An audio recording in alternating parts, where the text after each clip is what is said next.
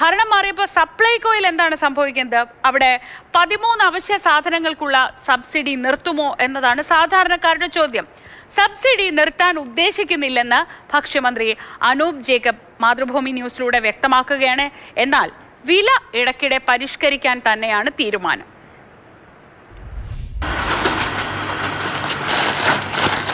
ഭരണം മാറി, നയവും മാറി. സപ്ലൈകോയിൽ വരുന്നവർക്ക് അറിയേണ്ടത് ഈ സ്ഥാപനം രക്ഷപ്പെടുമോ? പുതിയ സർക്കാരിൻ്റെ ഭക്ഷ്യവകുപ്പിൽ നിന്ന് സാധാരണക്കാർക്ക് അറിയേണ്ടത് 13 അവശ്യ സാധനങ്ങൾ സബ്സിഡി നിരക്കിൽ തുടർന്നും കിട്ടുമോ എന്നതാണ്. പ്രതീക്ഷ അവർ പങ്കുവയ്ക്കുന്നു. ഉണ്ടാവണമല്ലോ, നമ്മളെപ്പോലുള്ളവർക്ക് വാങ്ങിക്കണമെങ്കിലൊക്കെ അല്ലേ ഉള്ളൂ, ഉണ്ടാവണം. അത് തുടരണം, പിന്നെ നമുക്ക് ലാഭമല്ലേ. ഒക്കെ നല്ല സാധനമൊക്കെ ഉണ്ട്. ഈ 13 അവശ്യ സാധനങ്ങൾക്ക് സബ്സിഡി എന്നതിൽ മാറ്റങ്ങൾ വരുമോ? 13 സബ്സിഡി സാധനങ്ങൾക്ക് ഇപ്പോൾ മാറ്റം കൊണ്ടുവരാൻ ഉദ്ദേശിക്കുന്നില്ല. 13 സബ്സിഡി സാധനങ്ങളാണ് നിലവിലുള്ളത്. അത് അതേ നിലയിൽ തന്നെ മുമ്പോട്ട് കൊണ്ടുപോകാൻ തന്നെയാണ് ഉദ്ദേശിക്കുന്നത്. ഈ 13 സബ്സിഡി സാധനങ്ങൾക്ക് 2016 മുതൽ 2021 വരെ വില കൂട്ടാതെ ആദ്യത്തെ ആ ഗവൺമെൻറ് 16 to 21 ഗവൺമെൻറ് വിൽപ്പന നടത്തി. അത് വലിയൊരു നഷ്ടവും ബാധ്യതയും സപ്ലൈകോയ്ക്ക് ഉണ്ടാക്കി വെച്ചിട്ടുണ്ട്. സബ്സിഡി സാധനങ്ങൾ 13 എണ്ണവും തുടർന്നും കിട്ടും. രണ്ടാം പിണറായി സർക്കാരിൻ്റെ കാലത്ത് ഈ അവശ്യ സാധനങ്ങളുടെ വില അത് 3 മാസത്തിലൊരിക്കൽ റിവ്യൂ ചെയ്യാനൊക്കെ തീരുമാനിച്ചിരുന്നു.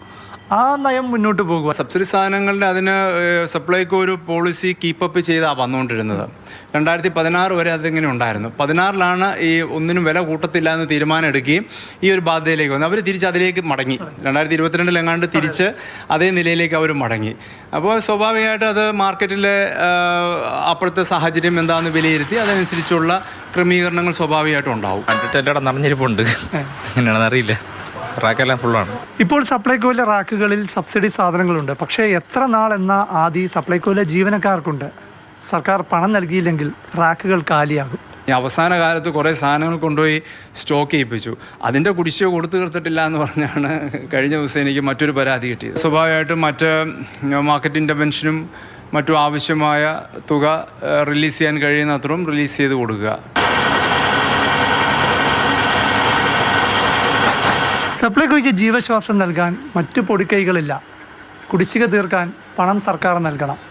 പിന്നെ പ്രവർത്തന ശൈലി ഒന്നടങ്കം മാറ്റിയാൽ മാത്രമേ ഇനി മുന്നോട്ട് പോകാനാകൂ. അതിനകത്ത് ഏറ്റവും പ്രധാനം മാർക്കറ്റിംഗ് സ്ട്രാറ്റജി മാറ്റേണ്ടതായിട്ടുണ്ട്. ഞാൻ മനസ്സിലാക്കുന്ന ഇപ്പോഴും കൺവെൻഷണൽ ശൈലിയിലാണ് സപ്ലൈകോ ഇപ്പോഴും മുമ്പോട്ട് പോകുന്നത്. സപ്ലൈകോയ്ക്ക് തന്നെ റവന്യൂ ജനറേറ്റ് ചെയ്യാൻ കഴിയും.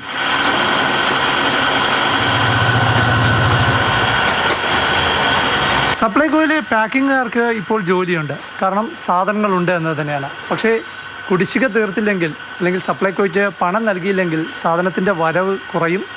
ഇവരുടെ ജോലി പ്രതിസന്ധിയിലാകും. ഇന്ന് ജോലിയുണ്ട്, സാധനമൊക്കെ ഉണ്ട്. ബോണമൊക്കെ വരുമ്പോൾ കൂടുമായിരിക്കും അല്ലേ? സാധനം വന്നാൽ ജോലിയാണ്. പുതിയ മന്ത്രി കയറി സാധനങ്ങളൊക്കെ വരണമല്ലോ. സബ്സിഡി സാധനങ്ങളെ ആശ്രയിച്ച് ജീവിക്കുന്ന സാധാരണക്കാരും സപ്ലൈകോയിലെ ജീവനക്കാരും ഒരുപോലെ പുതിയ സർക്കാരിനെ പ്രതീക്ഷയോടെ കാണുകയാണ്. ക്യാമറമാൻ രാകേഷ് ഭദ്രനൊപ്പം പ്രശാന്ത് കൃഷ്ണ, മാതൃഭൂമി ന്യൂസ്, തിരുവനന്തപുരം.